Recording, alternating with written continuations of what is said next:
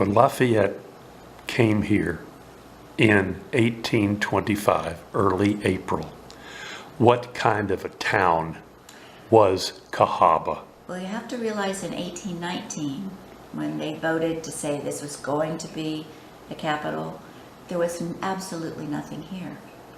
They got a whole square mile of land that they had obtained from the Creek Indians in the Treaty of Fort Jackson. Well, the federal government obtained that land, and they gave a gift of about a square mile to the newly developing state of Alabama through Governor Bibb for them to put their capital on. So Governor Bibb got free land.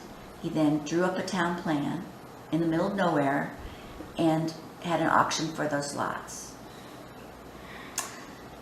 That's how he created a treasury for the first state of Alabama. So this town was literally created overnight. In fact, even before they auctioned off the town lots, there was as many as 200 to 300 cabins that had been thrown up. Just because people wanted to be here, they wanted to be in at the beginning of this place. So by 1825, the steamboats had started to run, but it was still very much a brand new town. So it was much more like, if you remember these references, I'm getting old, so maybe not everybody does, but it was more like Gunsmoke than Gone with the Wind.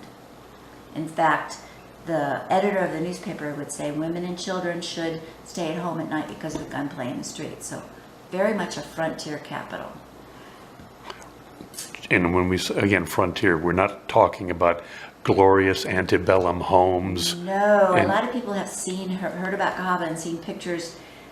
In 1850, we had the largest mansion in the state, the second finest hotel, the largest artesian wells in the world, but that was not at all 1820. 1820, when Lafayette got off the boat, he would have seen 2 or 3 brick structures, a lot of log cabins, and by that time they were starting to have, because they had steamboats, they were starting to have clapboard houses. So they would have been very much brand new things being constructed.